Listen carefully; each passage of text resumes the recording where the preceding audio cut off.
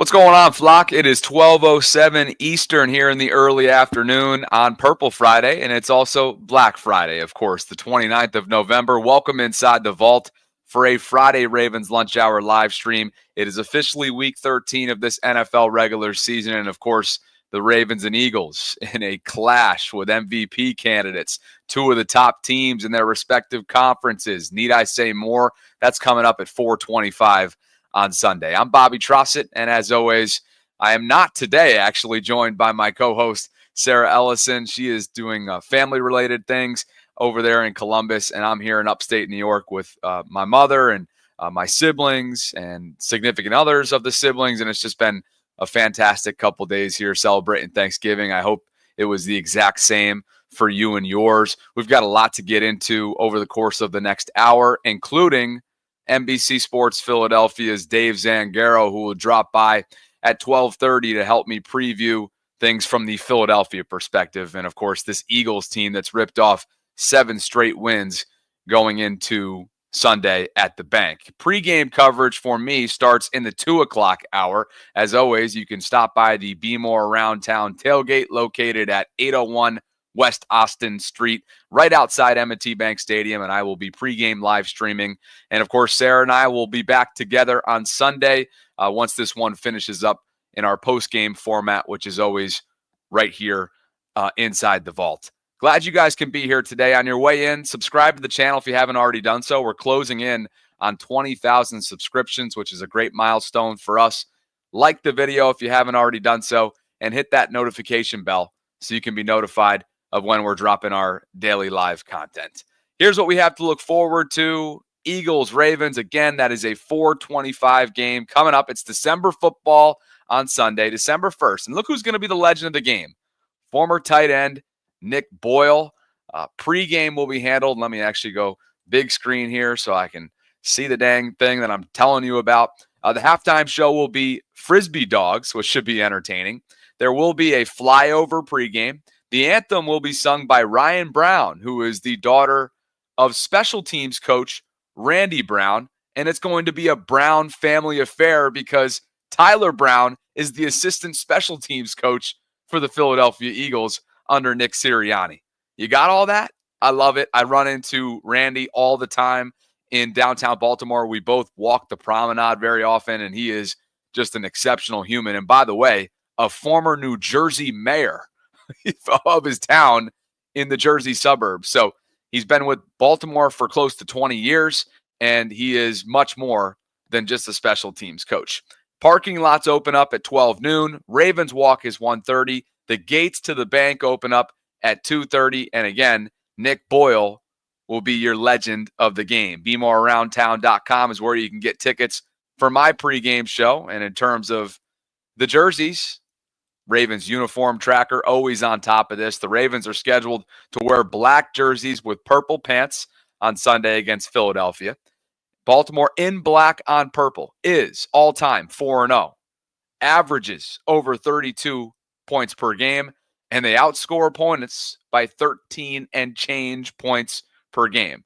For those of you who are superstitious, look away, but the Ravens uniform tracker is not, and they are always on top of this, which I love. Look, there are MVP candidates, there are Offensive Player of the Year candidates, and this has got a little bit of everything coming up. Philadelphia is 9-2 atop the NFC East.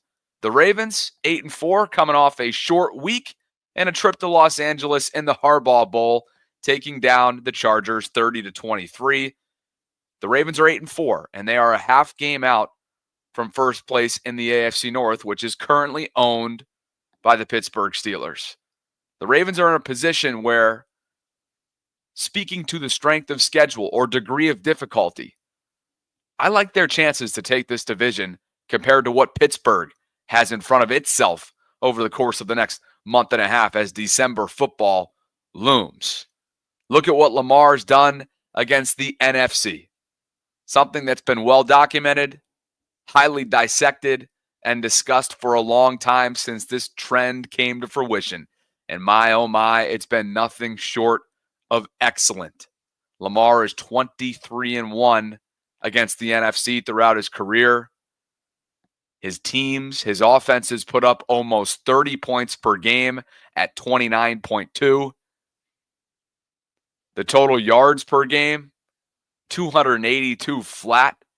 He's thrown 49 touchdowns in those 24 games and just 9 interceptions. The passer rating, 103.1. Yeah, he's been absolutely exceptional. And the fact that Daniel Jones remains the only quarterback and the only team, the New York Giants, to beat him is something that should be discussed and will continue to be discussed. And what makes this matchup really interesting is that Vic Fangio, and the Ravens know Vic awfully well, we all know that, is in his first year coordinating Nick Sirianni's defense in Philly. Well, look at what Lamar's done against Vic. And we all remember their matchup when he was the head coach of the Denver Broncos and the Ravens were going for their rushing record, or at least trying to extend the streak of their rushing record a few years ago. That game was played at Mile High. I believe that was in Denver, if I'm not mistaken, and Vic had a conniption and called out the Ravens and called out John Harbaugh for player safety and this, that, and the other. What a snafu that was. Lamar has had Vic's number. Or shall we say Lamar has had Vic Fangio's defense's number over the 2 times these two have matched up. Maybe he's had both of their numbers. Lamar's 2-0 versus Vic Fangio. His teams score close to 40 points per game, a completion percentage of 69, total yards per game, 350. He has not turned the ball over against Vic Fangio. He's accounted for 6 touchdowns and a passer rating of 139.8.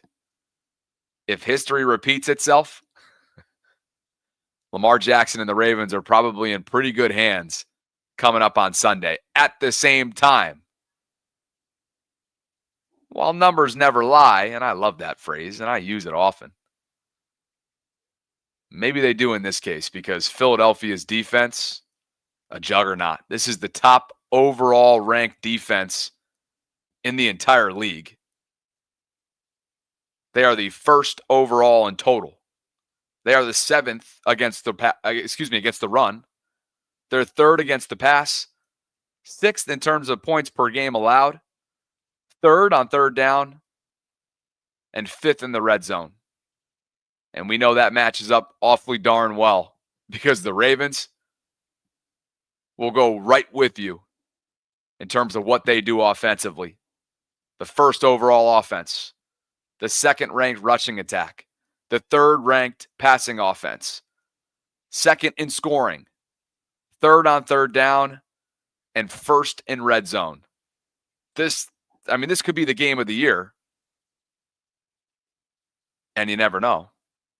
Could this be an early preview of a matchup that we could see come February in New Orleans? Not to get too ahead of ourselves. A super chat's come in from Jemmy93 who writes, getting the same vibes as last season with the Niners, where all this hype, and then we all know what happened that game. Let's get this dub, flock. Appreciate the super chat, Jemmy, and this is a perfect segue because Bart Scott, former Baltimore Raven turned ESPN analyst, went off earlier this morning on Get Up regarding the conversation and dialogue surrounding Lamar Jackson's MVP candidacy. And in the days that led up to Thanksgiving, as Sarah and I covered here extensively on the Vault, we noticed the betting markets shifted in terms of odds for the 2024-2025 NFL MVP, which is currently owned by some sports books.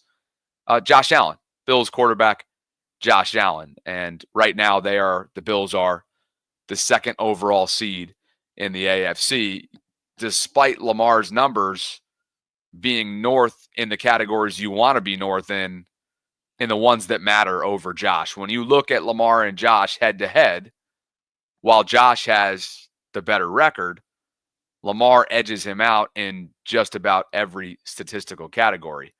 But I think what Jemmy's getting at here is important. And if you could rewind with me to this time last year, not quite this time last year, but how about Christmas night in 2023 when the Ravens traveled to San Francisco for a primetime game with the 49ers. At that point, Brock Purdy was in the MVP discussion. There were others in the MVP discussion, including Lamar Jackson. And we all remember there was one thing in particular about last year related to the MVP discussion, and that is there was no one who boat raced the league statistically. Now, Lamar, in my opinion, received that award because of what he did in front of a primetime audience in primetime fashion against the 49ers, destroying them on their own home turf and doing so in electric fashion. While it's several weeks earlier than that Christmas Day matchup, this coming Sunday is December 1st. It is week 13. We are now in the home stretch. And while it may not decide the MVP race, with the amount of MVP candidates that this matchup possesses, it's not necessarily a standalone game or a primetime game. Certainly CBS sees it as an opportunity to be in their A-team booth. A lot of the country will see this. It's a 4:25 kick, as I've mentioned. Tony Romo, Jim Nantz, and Tracy Wolfson on the call. While it may not decide the race, it could start to give some room, some breathing room for Lamar Jackson. That's one of the many things that are on the line come Sunday at the bank. And Lamar's 7th NFL season needs no acknowledgement from us. We know what he's doing. And we know that he's doing all of this with a defense that's still trying to figure it out and has been tumultuous at times personnel-wise. He's also doing this with the most undisciplined team penalties-wise. 32nd in terms of penalties committed and 32nd in terms of penalty yards negated. And yet, look at where he is right now. He's first across the NFL in passing touchdowns thrown with 27. He's first in passing yards tallied with over 3,000. He's first in passing touchdown percentage, 7.9. He's first in touchdown to interception differential, plus 24. He's first in quarterback rating, over 117.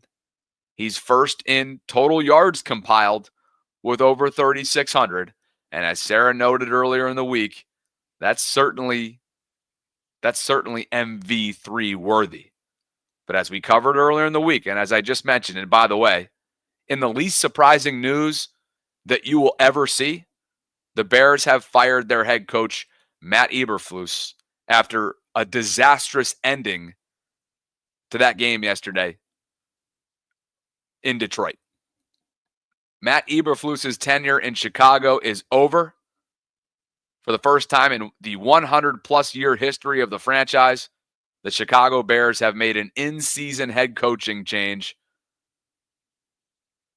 And this was probably the easiest decision that organization has ever made. They've lost 6 straight, have the Chicago Bears. Caleb Williams looks like a shell of himself compared to what we saw earlier on in the season.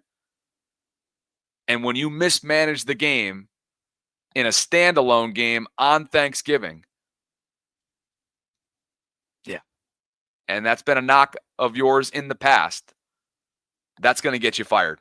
So Matt Eberflus is gone. I'm sure a lot of you caught that yesterday, caught wind of a real clunker of a game. I thought Detroit was going to boat race Chicago. That was not what ended up happening. And as a result, in a game that Chicago, I don't know about should have had, but certainly should have had a better chance to win it. How about that? Should have given themselves another chance had they been well coached in the game's final moments to go for the win instead of just complete and utter catastrophe there. Yeah, being able to get a playoff, but not a play that was going to lead to success. Little bit of a slight tangent there just due to the breaking news nature of it. But to get back to the conversation, Lamar and his statistics are worthy of being MV3. And to me, he's still the front runner. The betting odds think different. Josh Allen currently plus 150 to win the award. Lamar plus 250. Saquon Barkley, who we're about to discuss, plus 475. And then there's a gap between the top three and Jared Goff, who's currently at plus 700. This was before their win yesterday at home on Thanksgiving Day. But that's the latest. Now, with Saquon Barkley entering into the conversation, this is where it gets interesting. Historically, the running back position is not one that's had a whole lot of success when it comes to capturing NFL MVP awards. Offensive Player of the Year, that discussion is certainly a different one. MVP traditionally, NFL League MVP traditionally has gone to the quarterback. Given the history that Saquon is in pursuit of this year, given what he has done for Philadelphia, given where the Eagles stand right now, and just how high-powered they are offensively, he's very much a part of this conversation. Bart Scott, former Baltimore Raven, he doesn't think that Josh Allen nor Saquon Barkley are performing at the level that Lamar Jackson is, and here's his reasoning as to why. A running back win this thing? No. I think he can win the offensive MVP. I mean, I think he's in a battle with Derrick Henry. I mean, Derrick Henry has a big game. He has an explosion like Saquon had. Then they're going to have that race. I think the same thing. It's been so much Lamar Jackson slander. I mean, last year he won the MVP with only 24 touchdown passes. He's already at 27 this year. He's going to throw for over 4,000 yards. I think sometimes we get caught up as the predators of the moment. You want to talk about Josh Allen? Last time I saw Josh Allen and Lamar Jackson on the same field together, Lamar Jackson and his team beat the brakes off the Buffalo Bills. So miss me with that. And then they want to say, well, he has Derrick Henry. Well, doesn't Saquon Barkley have A.J. Brown, the best offensive line in football, and Devontae Smith, and and Goddard? I mean, Lamar Jackson is carrying this football team. You talk about the fact that this defense can't stop a nosebleed and the fact that they can't, play any pass defense. So Lamar Jackson's having to win shootouts. I think, it should be a bigger light on Lamar Jackson that he's having his best season as a passer from the pocket. He's still capable of running the football, almost running for over 600 yards. This guy's playing at a whole nother level, and it's his award to lose, in my opinion. Okay, so Bart Scott, earlier today, courtesy of Get Up on ESPN. And by the way, I'm in complete agreement with what Bart is getting at here, and I'm going to tell you why. First and foremost, this is not to downplay or take away whatsoever from what Saquon Barkley is doing in Philadelphia. He has electrified that group. He could very well be the missing piece, and they could very well represent the NFC in the Super Bowl. He is first in rushing yards, is Saquon. Overtook Derrick Henry recently, and Philadelphia has already had its bye week. Just keep that in mind going into this weekend if you're tracking each of their respective rushing yards. He's also tied for fourth in rushing touchdowns. Lamar, on the other hand, is first in passing yards, tied for first in passing touchdowns, and I already told you the other categories where he ranks as well. First in passing touchdown percentage, first in touchdown to interception differential, first in quarterback rating, first in total overall yards, and of course, he's first among quarterbacks in rushing yards. The MVP odds, according to ESPN Bet as of this morning, Lamar plus 260, Saquon plus 650. Here's where it is night for me. And I kind of alluded to it just a couple minutes ago. Lamar is doing this with a dead last 32nd ranked passing defense. Lamar is doing this with a team in all three phases that rank dead last collectively in penalties and penalty yards negated. Think about those two metrics. I get it. The Ravens are 8-4. Philadelphia is 9-2. Look at the teams that the Eagles have beaten throughout their 7-game win streak. And think about when I rip off these names, think about their rushing attacks defensively that Saquon's been able to pick apart. They've beaten Cleveland. Browns can stop the run. They've beaten the Giants. New York can't stop the run. They've beaten Cincinnati. Bengals, average, middle of the pack when it comes to stopping the run. They've beaten Jacksonville. We know what the Jaguars defense is about. It's open for business. They've crushed Dallas. The Cowboys cannot effectively stop the run. The Ravens learned that, as we all remember, in Dallas. They've beaten Washington, and they've beaten Los Angeles. That should be a part of the conversation when it comes to Saquon's MVP candidacy. He should absolutely be part of the conversation. But I think for me and my money right now, what Lamar's done, the full body of work, understanding what we've already mentioned as well when it comes to this defense and having to carry the load extra because of the passing defense. And on top of that, when you add in the penalties that he's had to overcome, I don't know if it's going to be decided on Sunday, but it's going to be a whole lot of fun. I know that. And somebody who just popped into the waiting room is going to give me a whole lot more from a Philadelphia perspective is NBC Sports' Dave Zangaro, and looking forward to bringing him on and meeting him for the first time right now inside the vault on this Friday. So good to have you guys here. Over 700 of you concurrently watching. As always, like the video, subscribe to the channel, and hit that notification bell so you can be notified of when we're dropping our daily live content. Dave, great to see you. Happy Thanksgiving to you and yours. Can't wait for this one on Sunday, boy. It's going to be a star-studded affair. Yeah, I'm excited, man. It should be a really fun contest. Some really great players, and I know there are a lot of people who are upset it's not a primetime game. Like me personally, I'm not. I'm pretty excited it's not a night game, but yeah, it should be a really fun contest.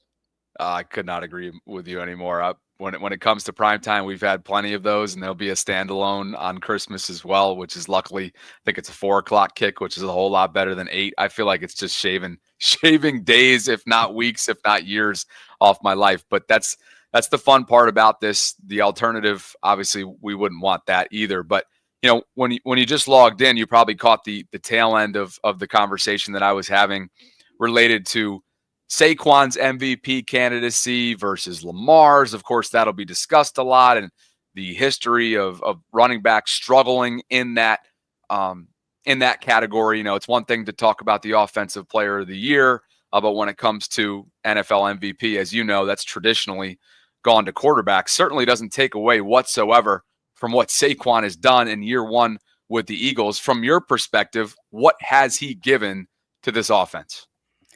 Yeah, I mean, I thought he'd be good, but I don't know if anyone expected him to be this good. He just brings a new dynamic to this team, and they've had good running backs here before that really benefited from the really good offensive line and having a quarterback who's able to kind of be a +1 in the run game, but he can do so much more on top of that. You saw like last year, DeAndre Swift, the years before that, Miles Sanders, they were able to get what the offense gave them. They were able to pick up yards within the framework of the offense, but Saquon's able, he's a threat to take the ball to the house every single time he touches it. It's a special quality to have in a back like this.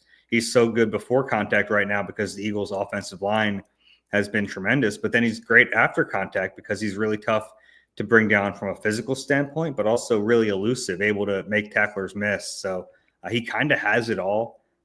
He's, just a really well-rounded back.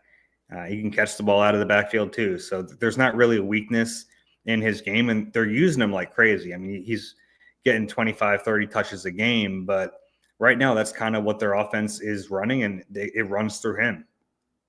I'm fully expecting him to get his, by the way. I mean, I don't know if he's going to go for 200 plus on the top ranked rushing defense, but I fully expect him to have an impact. Where I think the X factor could be is A.J. Brown. I mean, you've probably watched this uncharacteristic Ravens passing defense. And while they certainly have made some adjustments personnel-wise in recent weeks, particularly on the back end, deep safety-wise, Kyle Hamilton and Ardarius Washington are going to be back there. And, selfishly, I think a lot of Ravens fans are like, dang, we want number 14 up at the line of scrimmage. That's where Kyle is at his best. But they were forced, essentially, they did not have any other decision than to put Kyle on the back and try and calm things down with some of the inconsistent play they've received from Marcus Williams and Eddie Jackson. Eddie's no longer with the team. And so that's what they made. They made that decision a couple weeks ago. We'll see. It's only been a 2-game sample size. But my question for you is, A.J. Brown, the year that he's having, his overall health, and how you feel like he might be able to exploit what's been actually the Baltimore's Achilles heel so far this year. Yeah, I think that's what makes this game so fascinating, is because since the Eagles' early bye week, they've been so focused on kind of being a run-first team and running heavy, and then you face a Ravens team that's really good at stopping the run and then seems pretty susceptible through the air, and you have A.J. Brown, who just quietly puts together big games. Last week, all the talk was about Saquon, and rightfully so. He went for 300 yards from scrimmage in that game, but A.J. Brown had 109, and he just very quietly turns in these types of performances. He's been fantastic this year. He has the ability to kind of bully cornerbacks, and I think that could be this type of game for him if they get him isolated on some of these corners. Now, obviously, when you have A.J. Brown out there and you have a Devontae Smith situation where he might play, he might not. He's been dealing with a hamstring. But if you don't have Devontae Smith, then I think you're able to kind of put more resources into stopping A.J. Brown. That's what I would expect the Ravens to do. But he's tough, man, because eventually he's going to end up in a one-on-one situation, and he's probably going to win, and they're probably going to look for him. He's been just really tremendous this year. I think they're 8-0 when he plays, by the way. He missed 3 games early in the season. They went 1-2 during those 3 games. He's just really consistent, really solid. Jalen Hurts trusts him as much as he trusts any player on this team. And I think one of the fascinating things is he's been so good at maximizing his attempt or his targets since the bye week. They've obviously been a really heavy run team, but when he gets his targets, he makes the most of them. He's creating yards after catch pretty much on his own through sheer willpower and the ability to make guys miss and running them over. He's very quietly just having a really, really good season. Beat reporters from Baltimore, as we speak here, just tweeting out that missing from practice, Kyle Van Noy dealing with a hamstring/neck, Arthur Maulette, not a surprise, dealing with a calf, and Charlie Kohler, reserve tight end, who just broke his arm on Monday night. That's the health situation for Baltimore, which is interesting because Roquan Smith looks like he's going to play after missing Monday night. Obviously, that's going to be a big part of Baltimore's puzzle when it comes to stopping Saquon and company. You mentioned Devontae. Any other health situations that need to be discussed on the Philadelphia side? Yeah, the one other big one is Darius Slay. He has a concussion, so it's just really tough for players to clear the protocol in a week these days. And he didn't practice on Wednesday or Thursday, so I'd anticipate he's going to be out. And that means you're going to have Isaiah Rodgers, a veteran who's a good story, by the way. He missed all of last year. He was suspended for violating the gambling policy. So he'll be out there as the other starting corner. But with the really impressive rookie Quinyon Mitchell on one side, I'd expect the Ravens to really target Isaiah Rodgers in this game. That's kind of been what we've seen this year when he's in there opposite Mitchell. It's kind of crazy. Quinyon Mitchell's a rookie, but he really doesn't see many targets come his way. He's been that good. So I'd expect that to be the case in this game. It'd be a lot of going after Isaiah Rodgers. The young cornerback play in this matchup probably won't be talked about enough just because of all the MVP candidates and Offensive Player of the Year candidates and the firepower that these offenses obviously possess. But you mentioned Quinyon. You didn't mention Cooper. He's obviously a part of the conversation as well out of Iowa, if I'm not mistaken. Yeah. And then you got Wiggins over on the Baltimore side of things, who's quietly putting together a great year amidst a lot of controversy within that defensive back group collectively. Defensively wise for Philly, what is this team about at this point in the year? And I got to wonder too, when you look back at last year and the collapse that was, did they lose 6 of the last 7 or just 6 in a row? I think it was 6 of the last 7. Okay.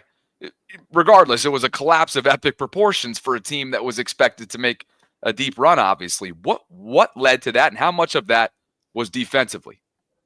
Oh, yeah, the defense completely collapsed last year. They went into the season with Sean Desai as their defensive coordinator, and then it was week 13. They decided to hand over the reins to Matt Patricia, which was just a disaster. By the end of the year, it was the most confused I've ever seen a defense look. The guys just didn't know what they were doing. It was, just an abject failure on the part of the coaching staff, and really just ill-fated from the moment they made that decision. They weren't good before that, but then after that, it was completely over.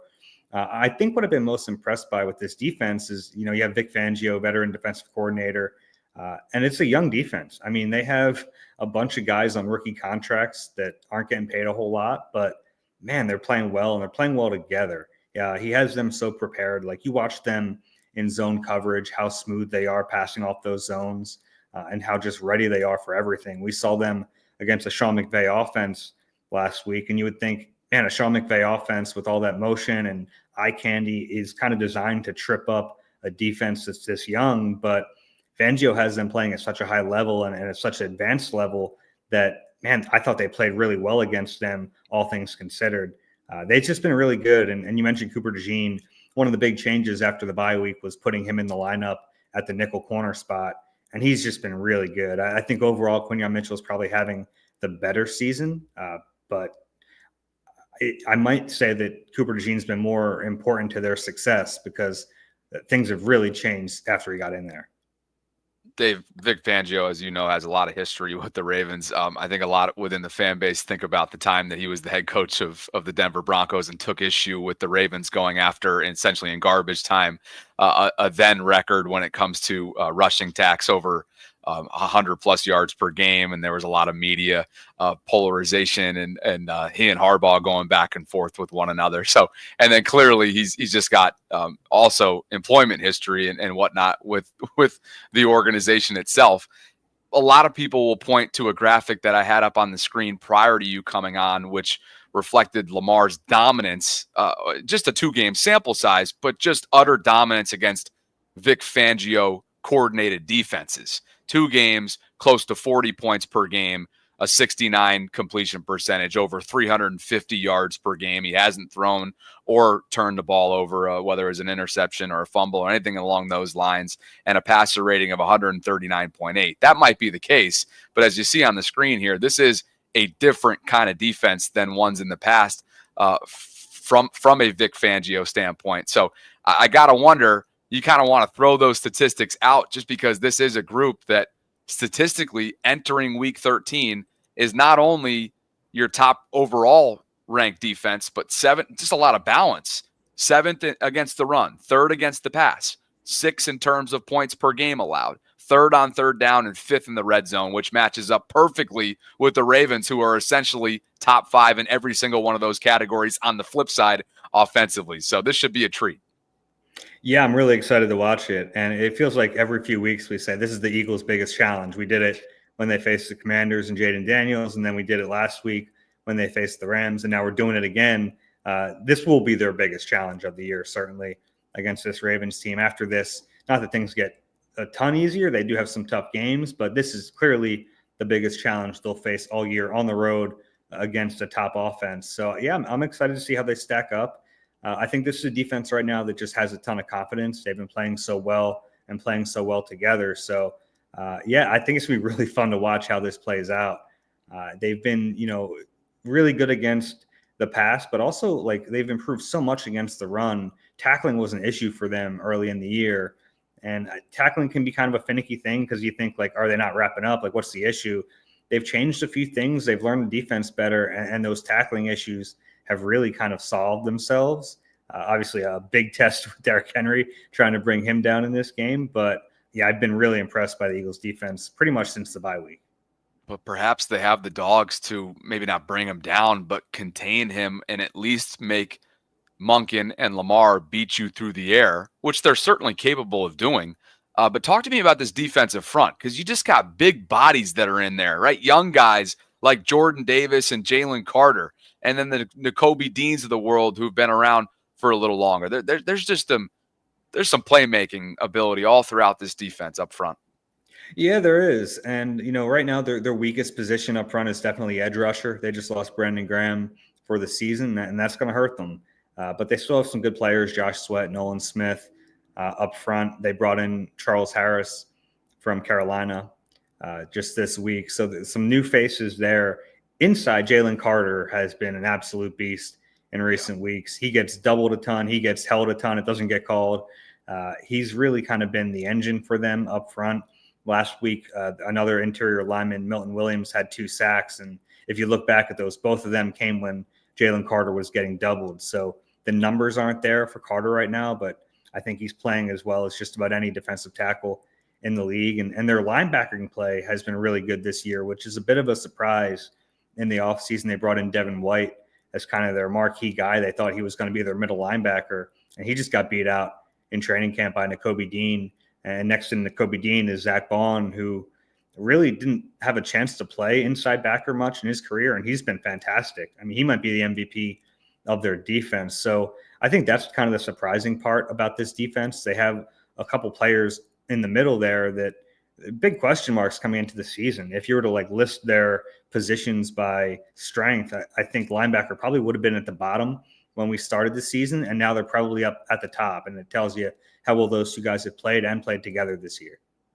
Dave, there was a lot of noise surrounding not just Sirianni throughout the offseason, but the partnership that is, quarterback and head coach, Jalen and Sirianni, whether or not that was, a solid, professionally working partnership. And so far, it seems as if, not just so far, I mean, it's a 12-game sample size, right? Going into week 13, they have had their bye. So what? They're 9-2, right? So it's 11-game sample size.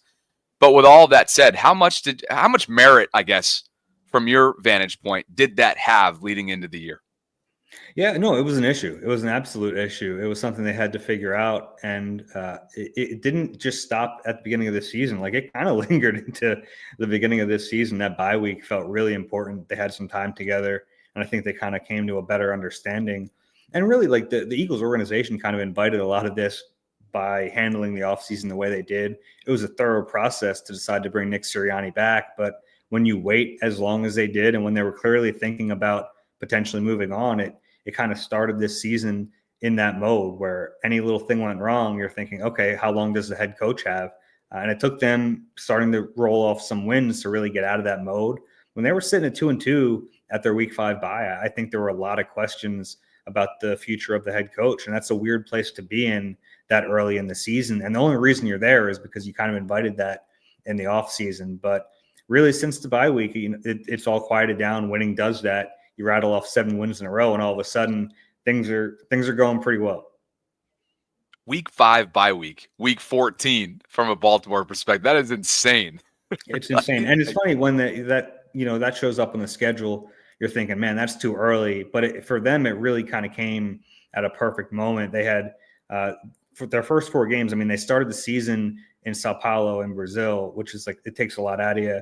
And then they're on the road in New Orleans, they're on the road in Tampa. So they had kind of 3 big road trips to start the season in 4 weeks. They're 2-2. They're kind of banged up. There's some discord. So the early bye week, in hindsight, really did come at a good time for them. What a testament to what they do have internally, even if there was friction between the quarterback and the head coach, to rip off 7 straight and now be in a great position, and probably looked at as the favorites alongside Detroit to represent the conference in New Orleans is wow. What a turnaround.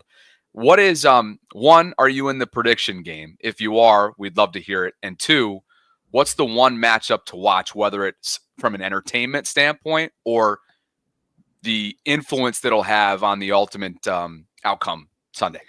Yeah, I'll start with the matchup, and it's kind of a broad one, but I am fascinated by this Ravens defense because they're so good at stopping the run, and then they seem so susceptible to getting beat through the air. And this is an Eagles offense that wants to run the football. They've shown that for the last 7 weeks. So something's got to give here, and I don't know what it is. I know the Eagles feel confident that they can run the ball against pretty much anyone, but you start to wonder, what if it doesn't go well early in this game? If they get behind, then all of a sudden they can't do that. They might have to throw the ball. So to me, that's the matchup to watch. I am picking the Ravens in this game. I think it's going to be a tight one. It's weird because I look at the Eagles' schedule and I think they're not going to win 13 straight games to end this season. And I'm trying to find the loss, and I don't see it after this game. So that's kind of my rationale on this one. I think this is the game that sets itself up most to be a loss for them. It doesn't mean the Eagles can't win this game. I think these are two pretty evenly matched teams. And honestly, I think the Eagles might have a little bit more talent overall, but they're on the road. They're facing a team in Baltimore that kind of needs a win more than them in a way. I think Baltimore could get behind here in the conference and the division if they lose this one. So I think you have a more of a desperate team in Baltimore. So I am picking the Ravens, but I think it's going to be a heck of a game. That makes a lot of sense, the way that you're kind of shaping this up here. So 9-3, should they lose on Sunday in Baltimore, you could easily rip off the next 5: Carolina, Pittsburgh, Washington, Dallas, and New York, meaning the Giants. So, and that would set up for what, a 14-3 campaign? Not bad. And to your point, you don't come in having ripped off, having not lost in multiple months, which maybe helps you out just in terms of momentum and whatnot. So, Dave, I appreciate you for popping by. Let everybody know from, if they want the Philadelphia perspective over the next few days leading into Sunday, where they can find your work. And I'll also have your X handle up on the screen while you do so. Sure. It's NBC sportsphiladelphia.com. I host the Eagle Eye podcast if you want to check that out. And then, there I am on X and all the other social media platforms, that about a million of them right now, and I'm on all of them. So you making the trip down? Yeah. I'll be headed down Sunday. Good. Enjoy yourself, Dave. And again, happy Thanksgiving to you and yours. And I appreciate you carving out some time for us today. Absolutely. Take care. Dave Zangaro, NBC Sports Philadelphia, kind enough to spend a few minutes with me today. You can find him on X, like I just mentioned there, at DZangaro NBCS. Now it's time for my prediction. And I tell you what, this is going to be a freaking game. I hope it is, from an entertainment perspective. Let me catch you up to speed on the overall health of the Ravens, which I mentioned in the middle part of that interview. But if you're just tuning in right now, you'll be fully refreshed. Okay, Friday's practice consisted of the following players missing in action. Charlie Kolar, not a surprise, broken arm. Kyle Van Noy, somewhat of a surprise in the sense that it's a Friday, has not practiced this week. Will he be ready? He's dealing with a neck and hamstring. And Arthur Maulette, who continues to deal with his calf strain. Kyle not practicing all week in one breath makes you think, he's a veteran. They have a certain level of trust. And it is a short week, but it's also not practicing all week long. And he has been on the injury report, whether it be with rest or little nicks in recent weeks. And of course, he is just one sack away from his career high of 9. He's got 8 so far this year through 12 weeks. His career high, by the way, was 9 last year with the Ravens. The big overarching takeaway here is that Roquan Smith, who's been limited all week and of course missed Monday's game against the Chargers, sure looks like he's going to be ready to go. Meaning he was practicing today. He's been limited all week. He was what is believed to be, based on the optics, close to playing on Monday night. He had a pregame workout that lasted over 20 minutes. And after probably taking a close look at him and evaluating, maybe the staff, the medical staff, coaches got together and were like, listen, this is a hamstring. Why push it? We feel confident going in against this Chargers team that we're going to be able to get it done. And they did. And if that's the case, I like that gamble, particularly with the bye week coming up on deck, week 14. So with that in mind, Roquan sure looks like he's going to be able to give it a go. Here's what I'm looking at this game specifically. First of all, the Ravens are, depending on the sports book, 2.5 3-point home favorites against the Eagles, despite their 9-2 record and despite having ripped off 7 straight wins coming into this game, as already documented. The over-under set at 50.5. For the Ravens, they've had some slow starts recently. It's uncharacteristic. slow starts, matter of fact, when it comes to this Todd Monken offense. One of my keys is getting out of the gate, putting up a nice scripted opening drive, setting the tone, and moving forward from there. After that, and man, it's hard to truly put an importance level on this, enough of an importance level, and that is having an answer for A.J. Brown. He is their number one wide receiver, and as PFF put together here, he ranks third in the NFL in receiving yards per game. He'll face a Ravens defense that, as we have all watched, has struggled to contain opposing wide receivers. Collectively, as a group, they rank 30th in receiving yards allowed per game to the position. The Ravens have the top-ranked rushing defense, as we know. Travis Jones will be out there. Michael Pierce could potentially be making his return after being designated to return earlier in the week. We know he's been on IR for the last month. He has a 21-day activation window. But regardless, this is a group, even without Big MP down there in the middle, is certainly capable of containing you from a rushing perspective. Where they have not proven consistently, and I get it, the last couple weeks they've played better, given the sense of calm and the stability on the back end with Kyle Hamilton and Ardarius Washington becoming running mates. This, to me, feels like it's the biggest X factor.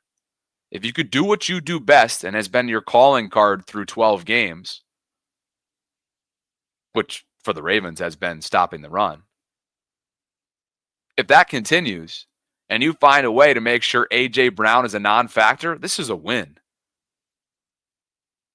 Controlling the time of possession battle with Derrick Henry,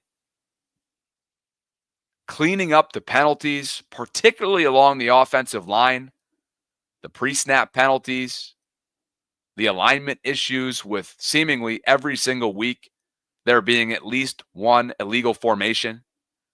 You clean those things up and you don't shoot yourselves in the foot when it comes to 1st and 20, 2nd and 15, all these long yardage situations where you're battling uphill and trying to overcome that time and time again.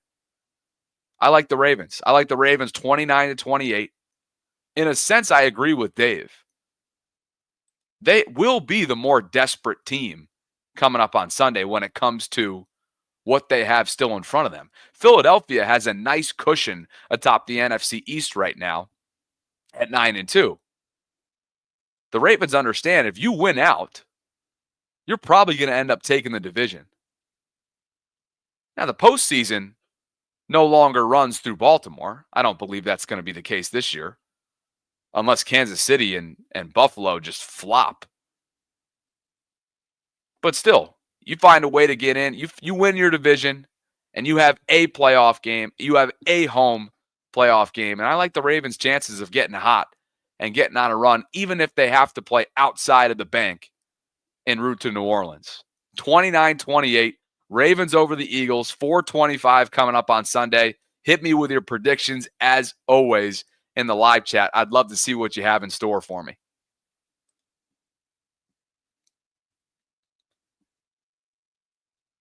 If you were wondering, by the way, there he is. Big 58 getting some work in. Roquan, this was from earlier in the week, by the way. The predictions are flying in. And my one-score game, my 1-point difference game is not being echoed in the live chat. Dre Mason says 38-17. Cameron Walker says 35-30 Ravens. Justin says 38-13 unless we give up a garbage time touchdown, then 38-20. Oh, man. Zone says Ravens by 14. Zone also says, Bobby, don't believe in the flock. That's why I'm picking the Ravens. Well, how could I not believe in the flock if I'm picking with the Ravens this week going against a team that's ripped off 7 straight? Come on, Zone. Eat your leftovers. Julian says, Bobby, go live later. I'm not giving you my prediction till then. Is that a threat? Elon says 31-27. Chris says 48-21. Good stuff, guys. Over 1,000 of you joining me concurrently across all platforms right now. That is YouTube and Twitter. We're coming up on 20,000 subscriptions. Would love for you to subscribe. Hit that notification bell. Do all the things. Like the video. Saquon Barkley leads the league right now in terms of NFL rushing leaders with over 1,300. Really, I should say just below 1,400 because he's 8 yards away from that. Derrick Henry, 1,325. Josh Jacobs, Jahmyr Gibbs, and Chuba Hubbard round out the top 5. And there's a pretty significant gap between Saquon and the King versus the next 3. I've already mentioned there at the end of the live stream, at the end of the guest interview, what the practice situation is. One to watch is Kyle Van Noy, who has not practiced all week. Arthur Maulet and Charlie Kohler will not be playing. And Roquan Smith is trending towards playing, which is obviously a big deal when it comes to the middle part of the defense. I get it. Malik Harrison had a career night. 13 tackles. Couple tackles for loss. Dude was a problem, and he stepped in and filled in admirably. But this team is more dynamic with Roquan Smith in level 2. Malik has his limitations. And I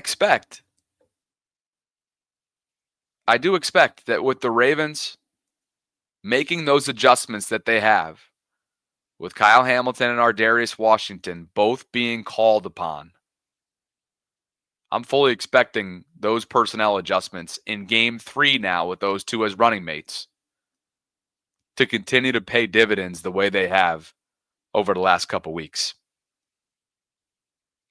It is a 4:25 kickoff inside M&T Bank Stadium. 2 teams that could potentially be previewing a matchup that we'll look at come February in the Super Bowl. You never know. I want to thank Sharu Hashmi and Greg McCarthy for their support that they give us through Patreon. I see Sharu is hanging out in the live chat, probably still nursing that ACL tear.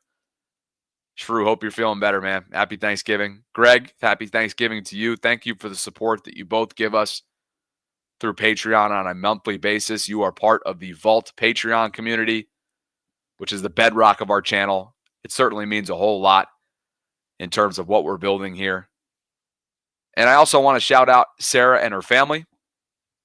She's got her siblings in town from Utah, her nieces and nephews, and I hope they're having an awesome time out there in Columbus. We shared each other's gratitude, of course, on, I guess it would have been Wednesday.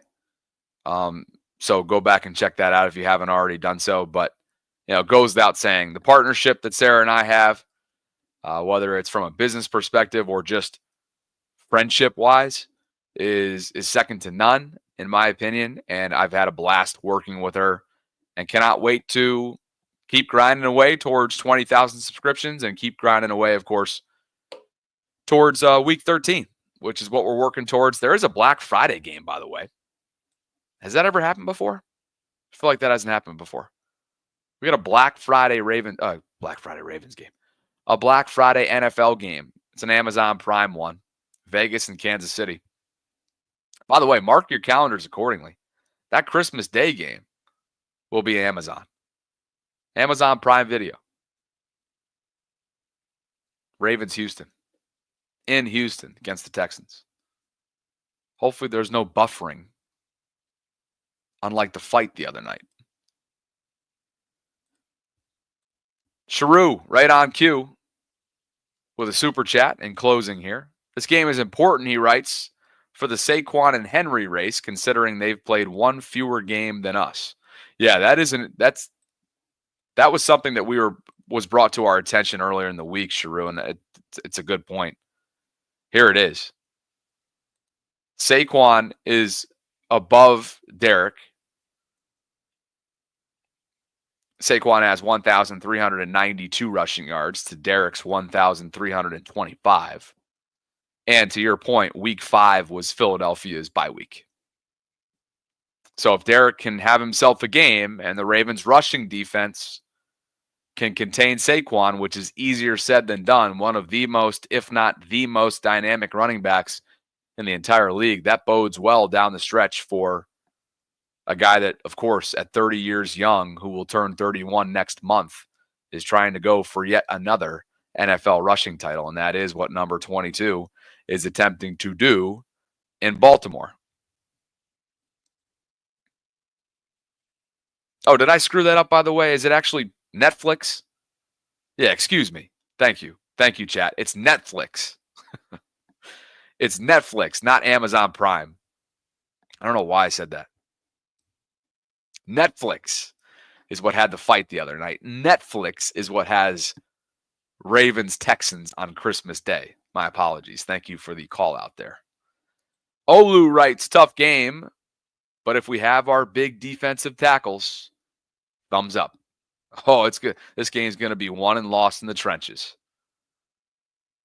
And there are, on each side, some dogs. I mean, Philadelphia, I already mentioned a couple of these guys when we had Dave on. Jalen Carter, good Lord. I mean, he's playing some big time football. Jordan Davis, yeah. The Ravens can hang and bang though too, defensively. Carl says you thought it was Amazon because your brain is buffering. LOL, long week. Yeah, it's going to be a crazy few days, matter of fact. I'm in upstate New York right now, as you know, with my family. We've got people coming and going, people flying in and out. There's just chaos. There's people everywhere. Company comes in here and there. Like, it's just neighbors, all kinds of stuff. And then on Sunday morning, John and I, my youngest brother, we get it probably crack of dawn, 5, 6 a.m. We'll get in the car and drive down to Baltimore. I'll get to Canton. I'll unload. I'll pack the car back up for all of our pregame tailgate equipment. Do the show somewhere around. Oh, don't sneeze live. Don't sneeze. Don't sneeze live. Don't sneeze live. Don't sneeze live. Okay. Do the show pregame. Do the game 4:25. Do post game probably not till 4:25, 7 or 8 o'clock. The next day, of course, Sarah and I do all of our day after coverage. And then that night at like 6 o'clock, my college buddy and I fly to Stockholm, Sweden for bye week. I'm doing 3 days in Stockholm, training to Oslo, Norway, 3 days in Oslo. And then I'll be back the following Monday, the 9th. So Sarah will have all coverage coming up next week, just for your, just so you guys know. So it's going to be something else between travel, game work, family time, and all that. But I'm looking forward to it. If you guys have any recommendations, by the way, on Stockholm and or Oslo, I can't wait. And obviously, as I mentioned too, if you'd like to join me, it is BeMoreAroundTown.com is where you can find always tickets and tailgate passes to come to my pregame show, which will be leading into Eagles-Ravens. So looking forward to that. If you haven't already done so, please like the video. Subscribe to the channel if you haven't. Do all those things. You can connect with me across social media at Bobby Baltimore. That's Twitter and X. You can also connect with me on Instagram as well. Same tag, at Bobby Baltimore. Join the Vault Patreon community by visiting patreon.com/RavensVault podcast. You know the drill at this point. If you want to donate to the channel, YouTube Super Chat is always a great way to do so. Venmo, you see the tag right there, at RavensVault podcast. For Sarah Ellison, all of you, I hope you guys have a fantastic post-Thanksgiving weekend. Leftovers hit different. Arguably, they're actually better than the meal itself. Hot take? Not so hot take? You decide that one. Thank you to Dave Zangaro for popping on as today's Eagles guest. And I appreciate you guys. I'll catch up with you on, let's see, Sunday for pregame coverage. I may have a afternoon live stream on the Bobby Baltimore channel within the next couple hours, depending on media availability and whatnot. By the way, there will be players, including John Harbaugh, speaking at 1:45. That's like 30 minutes from right now. So we'll see what happens there, and I'll make a decision, and maybe I'll catch you over on the Bobby Baltimore side of things. Appreciate you guys, as always, for dropping by the channel. Thanks for all the support. Like the video on your way out. Subscribe to the channel. Hit that notification bell if you haven't already done so. And I will catch up with you for Week 13. It's the Eagles and Ravens, and perhaps the game of the year. Stop me if you've heard that before from this Ravens schedule this year. As always, thanks for joining us here inside the vault. I'll catch up with you guys soon. Later.